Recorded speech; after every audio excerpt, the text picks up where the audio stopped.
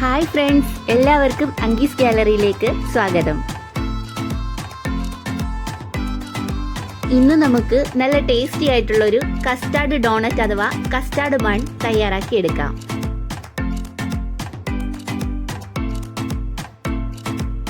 ഗോതമ്പ് പൊടി കൊണ്ട് കടയിൽ നിന്നൊക്കെ വാങ്ങുന്ന ഡോണറ്റിനേക്കാൾ വളരെ ടേസ്റ്റി ആയിട്ട് ഈ കസ്റ്റാർഡ് ഡോണറ്റ് നമുക്ക് വീട്ടിൽ തയ്യാറാക്കി എടുക്കാം. എന്നാൽ പിന്നെ നമുക്കിത് തയ്യാറാക്കാനായി തുടങ്ങിയാലോ? ആദ്യം തന്നെ ഒരു ബൗളിലേക്ക് 2 കപ്പ് അളവിൽ ഗോതമ്പ് പൊടി ചേർത്ത് കൊടുക്കാം.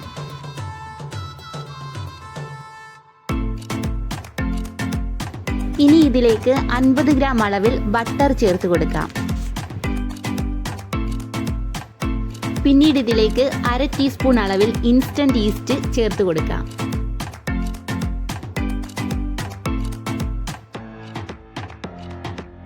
കൂടെ തന്നെ 1/2 ടീസ്പൂൺ അളവിൽ പഞ്ചസാര ചേർത്ത് കൊടുക്കണം.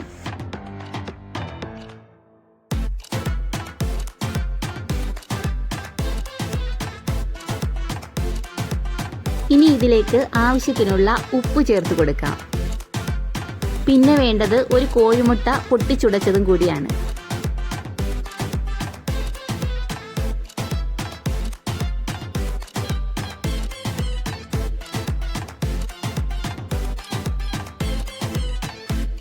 ഇനി ഇതെല്ലാം കൂടി ഒരു സ്പൂണ് കൊണ്ട് നന്നായിട്ടൊന്ന് ഇളക്കി യോജിപ്പിക്കാം.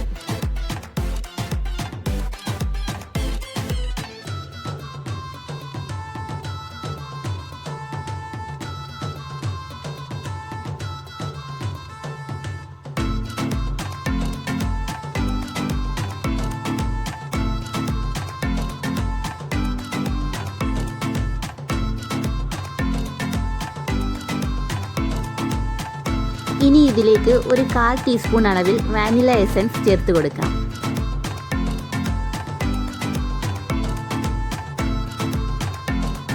പിന്നെ വേണ്ടത് പാലാണ്. 1/2 കപ്പ് അളവിലുള്ള പാല് ഇളം ചൂടോടുകൂടി കുറേശ്ശെയായി ഒഴിച്ച് മിക്സ് ചെയ്തെടുക്കാം.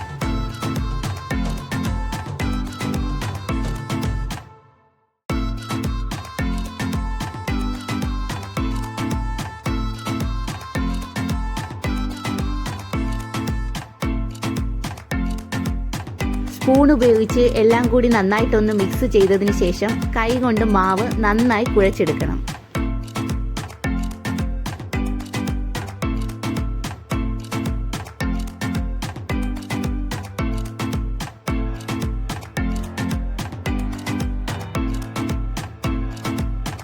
ആവശ്യാനുസരണം കുറേശ്ശെയായി പാലൊഴിച്ച് വേണം മാവ് കുഴച്ചെടുക്കാൻ.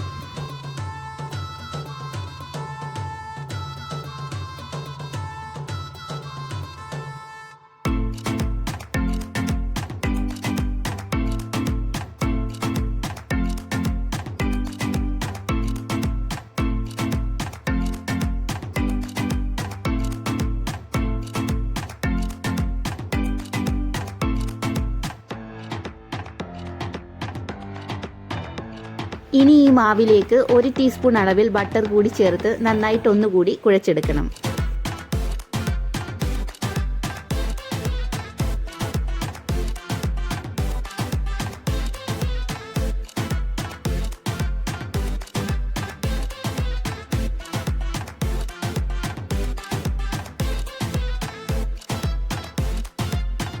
ഏകദേശം ഒരു ചപ്പാത്തി മാവിൻ്റെ ഒക്കെ പരുവത്തിൽ വേണം മാവ് കുഴച്ചെടുക്കാൻ. ഒരുപാട് ലൂസുമായി പോകരുത്, ഒരുപാട് കട്ടിയും ആകരുത്.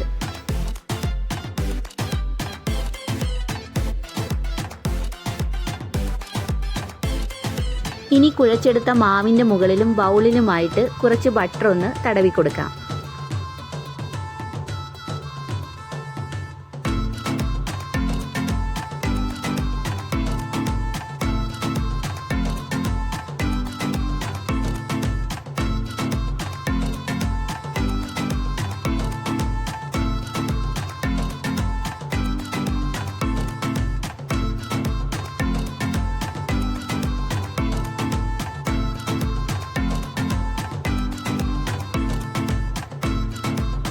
ഇനി ഇതിൻ്റെ മുകളിലായി ഒരു ക്ലിംഗ് റാപ്പോ അല്ലെങ്കിൽ നനഞ്ഞ ടവലോ കൊണ്ടൊന്ന് മൂടി വയ്ക്കാം. അതിനുശേഷം 1 മണിക്കൂർ നേരത്തേക്ക് ഈ മാവ് നന്നായിട്ടൊന്ന് ഫെർമെൻ്റായി കിട്ടാനായി മാറ്റിവെക്കാം.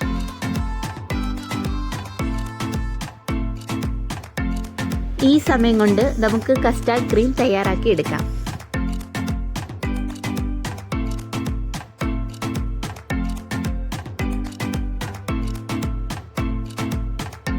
ഒരു കപ്പ് അളവിലുള്ള പാലിലേക്ക് 2 ടീസ്പൂൺ കസ്റ്റാർഡ് പൗഡർ ചേർത്ത് കൊടുക്കാം. കൂടെ തന്നെ മധുരത്തിനാവശ്യമായ പഞ്ചസാര കൂടി ചേർത്ത് കൊടുക്കണം.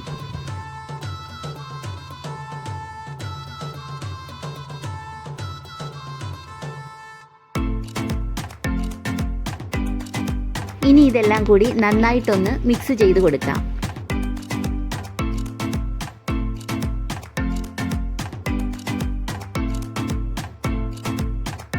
തീ ലോ ഫ്ലെയിമിൽ വെച്ചതിന് ശേഷം ഇത് നന്നായിട്ട് ഇളക്കി കുറുക്കിയെടുക്കാം. കൈവിടാതെ ഇളക്കിക്കൊണ്ടേയിരിക്കണം. പെട്ടെന്ന് അടിക്ക് പിടിക്കാനുള്ള സാധ്യത കൂടുതലാണ്, അതുകൊണ്ടാണ് എപ്പോഴും ഇളക്കിക്കൊണ്ടേയിരിക്കേണ്ടത്. ഏകദേശം 2-3 മിനിറ്റ് കൊണ്ട് തന്നെ ഈ ക്രീം കുറുകി കട്ടിയായി കിട്ടും. ഇനി തീ ഓഫ് ചെയ്ത് ക്രീം ഒന്ന് തണുക്കാനായി മാറ്റിവെക്കാം.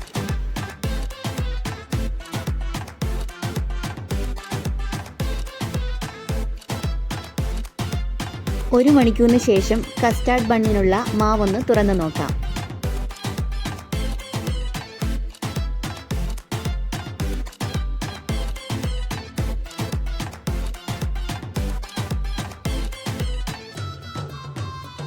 മാവ് നന്നായിട്ട് ഫെർമെൻ്റായി സോഫ്റ്റായി വന്നിട്ടുണ്ട്.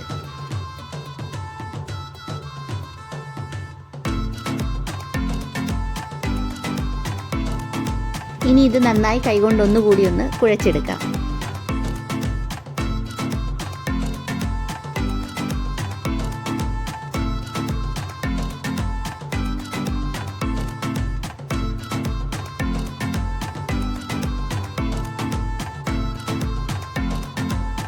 ഇനി ഈ മാവിൽ നിന്നും കുറേശ്ശെയായി എടുത്ത് ചെറിയ ബോളുകളാക്കി ഒന്ന് ഉരുട്ടിയെടുക്കാം.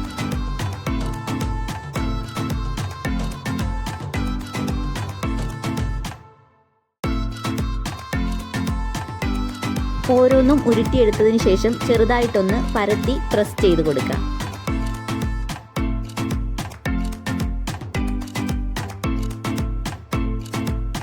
മുഴുവൻ മാവും ഇങ്ങനെയൊന്ന് ഉരുട്ടി പരത്തിയെടുത്ത് വയ്ക്കാം.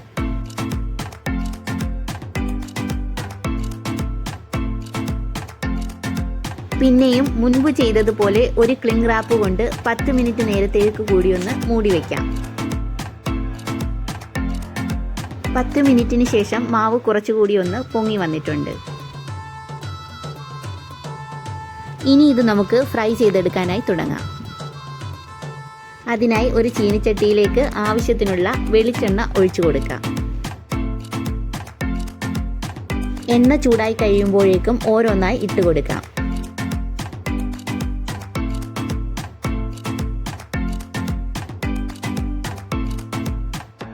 തീ ഒന്ന് മീഡിയം ഫ്ലെയിമിലിട്ടതിന് ശേഷം വേണം ഇത് വേവിച്ചെടുക്കാൻ. ഓരോന്നിൻ്റെയും അകവും പുറവും നല്ല രീതിയിൽ തന്നെ വെന്ത് കിട്ടണം.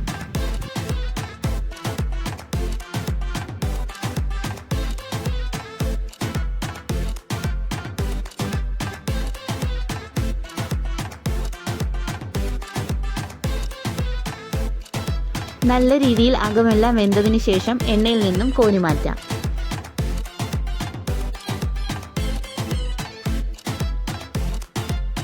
ഇങ്ങനെ മുഴുവൻ ബോൾസും എണ്ണയിലിട്ട് വേവിച്ചെടുത്ത് വയ്ക്കാം.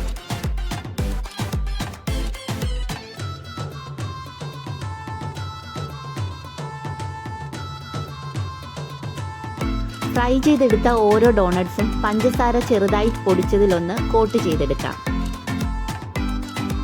അതിനുശേഷം ഓരോ ഡോണറ്റിൻ്റെയും സെൻട്രൽ കൂടി ഒന്ന് കട്ട് ചെയ്ത് കൊടുക്കാം.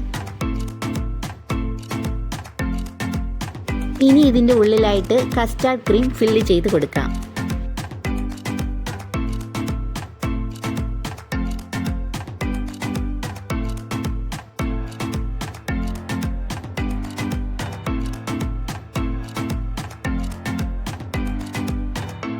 ദാ ഇങ്ങനെ മുഴുവൻ ഡോണറ്റ്സും കസ്റ്റാർഡ് ക്രീം കൊണ്ടൊന്ന് ഫിൽ ചെയ്തെടുത്തിട്ടുണ്ട്.